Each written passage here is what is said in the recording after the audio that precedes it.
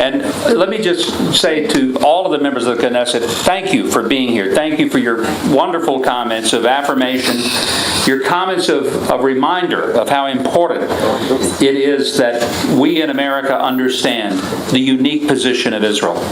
And because of the time, I'm going to abbreviate my remarks and try to shorten them a lot, so I won't go through and mention every member of the Knesset, but I want to say what a true honor it is that so many of you have come.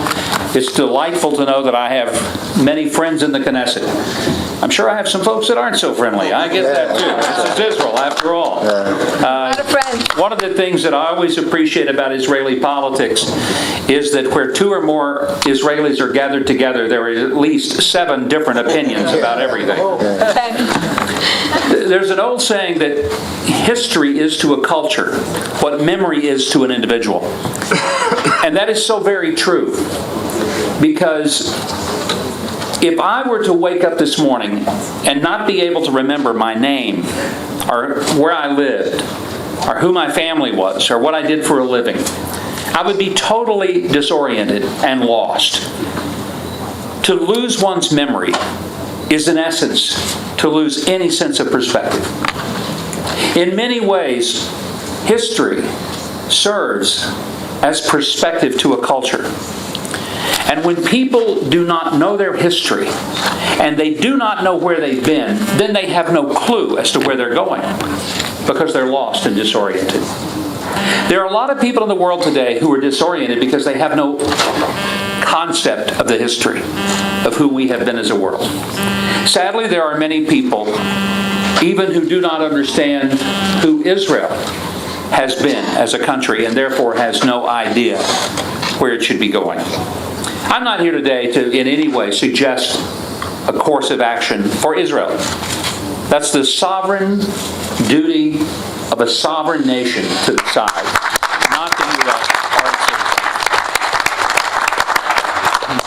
I am here to say that John Kerry's speech last week was without any historical precedent at all.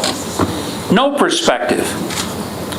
When he made the ridiculous and irrational statement that Israel can either be a Jewish state or it can be a democracy, but it can't be both, my first reaction was, Mr. Secretary, it is both. It is a Jewish state and it is a democracy. But as I realized, the only way that statement makes any sense at all is if you take faith and religion completely out of the equation of who Israel is. Then what he says may have some basis in meaning. Because the fact is, there is no explanation for Israel apart from God's unique and personal involvement not only in the creation of this nation, but also in being able to sustain it.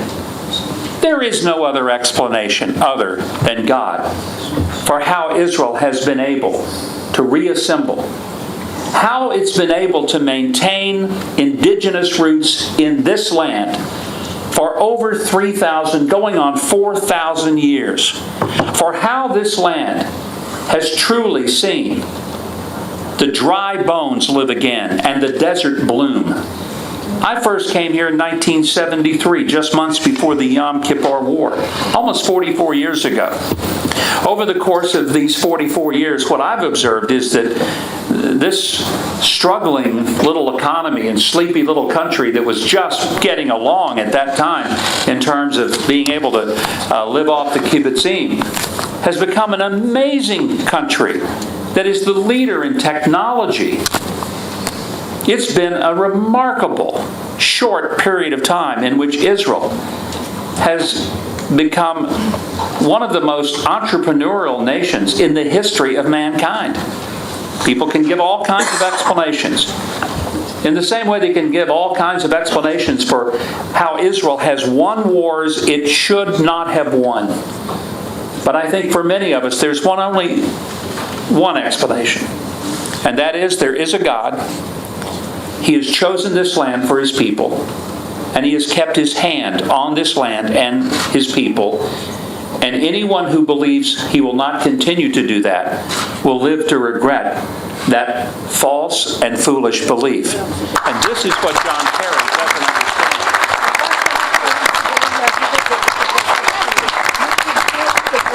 understand. So I say to my friends in Israel, be grateful for the wonderful history that you have. Never shy from it. Proclaim it joyfully and proudly, because it is a history that not only explains where you have been, but is the only explanation to explain to the world where you, in fact, will continue to go. Your history is powerful. The UN resolution of last week was an act of hate and contempt toward Israel. I find it interesting that in 2016, the United Nations dealt with resolutions that brought some level of condemnation to Syria one time, to Iran one time, to North Korea one time, to Russia one time, to Israel 20 times. 20 times. Think about that for a moment. If the United Nations can ignore the slaughter of people in Syria, the total disregard for human rights in North Korea, the intense sponsor of terrorism in Iran, and now their hell-bent desire to build a nuclear device which only an idiot would believe they don't intend to weaponize. The fact that Russia has at will invaded other sovereign countries and annexed them, and all of those countries have received but one rebuke from the so-called United Nations, and Israel has been the target of 20? For what?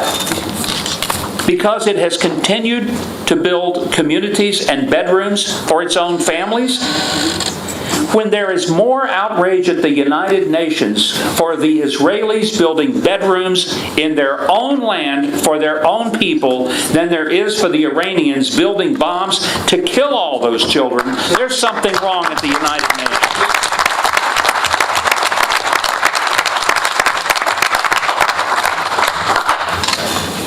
I would say to my friends in Israel, the world doesn't hate you because of where you are. They hate you because of who you are. And they hate you because of whose you are.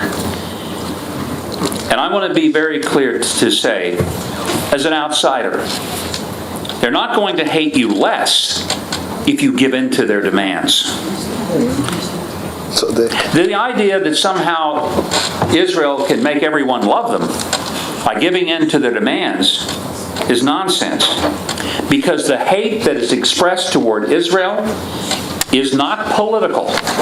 It ultimately is spiritual, even if the haters understand it or not.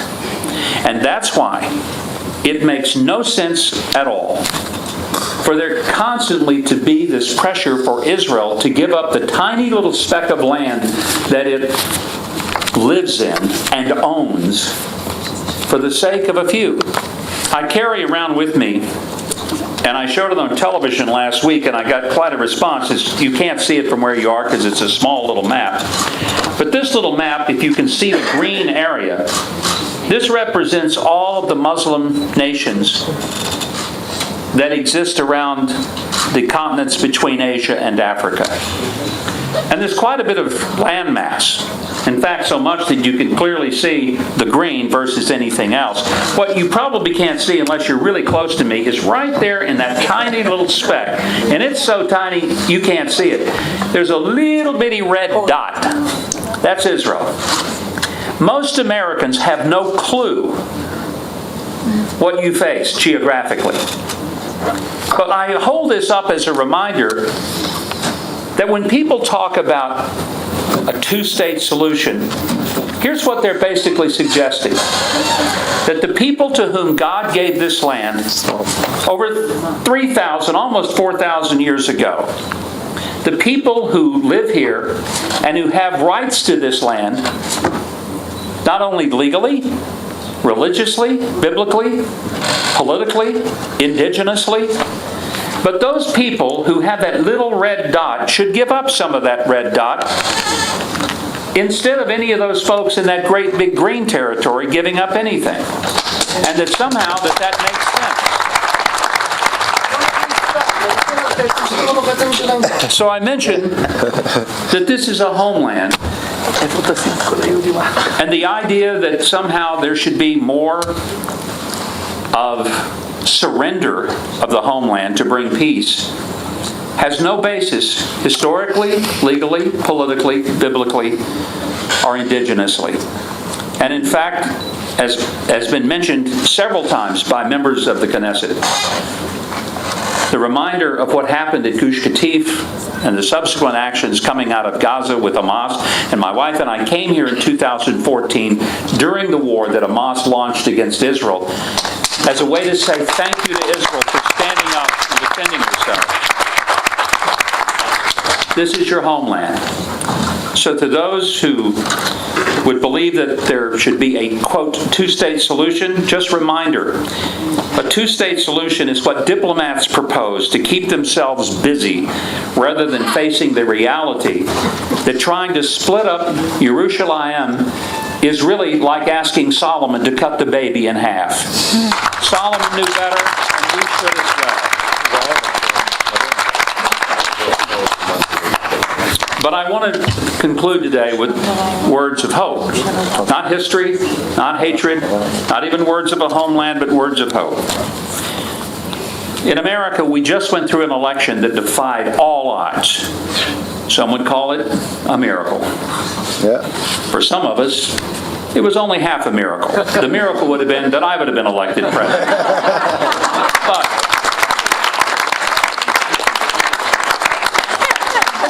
as the Rolling Stones so brilliantly opined in that great theological treatise, you can't always get what you want. Many of us have said to Donald Trump, and I'm proud to have supported him after I was out of the race, proud to call him a friend, and proud to say I think he's going to be a great president. But many of us have said to him, go big and go bold. Do not let the people in Washington drag you into their quagmire of inaction and nothingness. In America, there is a statement that we often use that says, go big or go home. I would say to Israel, you too are at an important point. Just as America needs to go big and go bold, I would say to Israel, go big, and you already are home.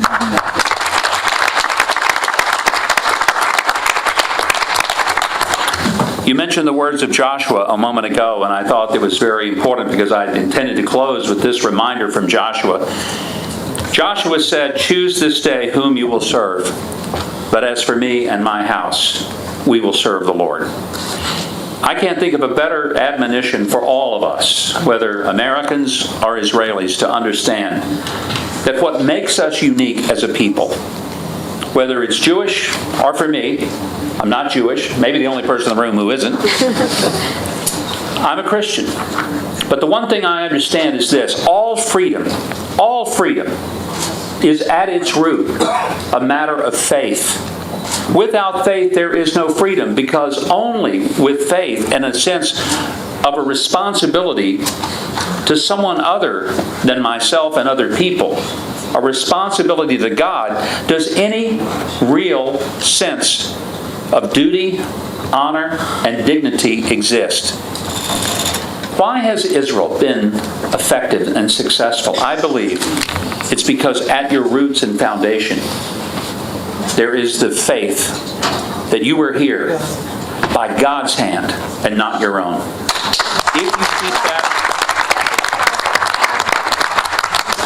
If you keep that, I believe God's blessing is so enormous that no hand will ever be able to come against you. I truly believe that. And believe, as many of my fellow Christians in America do, that those who bless Israel will be blessed, and those who curse Israel will be cursed. I would tell anybody in the world Say what you will about Israel, but I'd never bet against her. Thank you very much.